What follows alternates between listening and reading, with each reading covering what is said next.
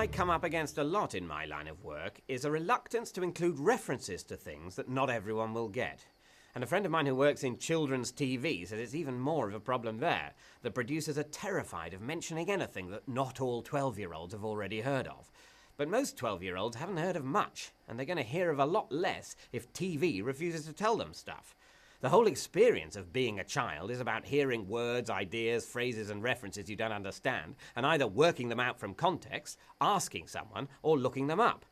But the current orthodoxy apparently believes that children capriciously turn off as soon as you mention anything they're unfamiliar with. I first came across Proust via Monty Python and Wagner via Bugs Bunny. And though that means I'm now always slightly surprised when the singer portraying Brunhilde doesn't break off to gnaw on a carrot, it certainly didn't stop me enjoying the cartoon at the time.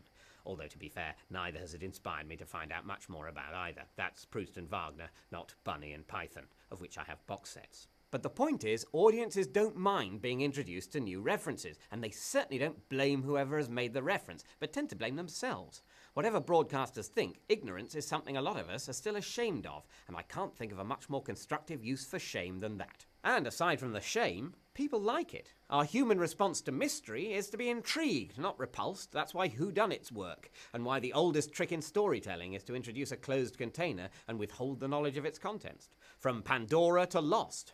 And incidentally, of those two references, it's only the first producers and editors would ever be nervous about including. We're all assumed to be au fait with pop cultural references, and to know that Lost has a hatch, just as it used to be assumed we all knew Theseus had a minotaur. Well, not as a pet, but you know what I mean. And if you don't, you know where to look it up. In any case, children have never been better equipped to supply the deficiency. Today's 12-year-olds have always had the internet. They've grown up with Google, Wikipedia and smartphones as a fact of life. They take it for granted that anything they don't know can be instantly looked up. These are not people who are afraid of knowledge they don't have. Nor do I buy the argument that they'll be turned off by being reminded they don't know everything yet. All teenagers secretly know they're ignorant, and they know that's a problem.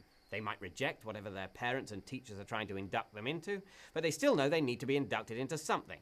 Children's shows should have the confidence to use the "maybe you're not old enough for this yet" reverse psychology, which all parents of adolescents know is the most effective spur.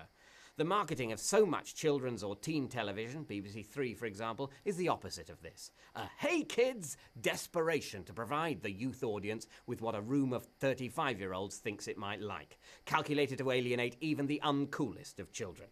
They might as well have hired Cliff Richard. To deny us, for fear of offending us, the chance to be confronted with our own ignorance is to deny the power of human curiosity, a force that means we as a species are prepared to build a vast super collider below the French-Swiss border just to see what happens when we switch it on.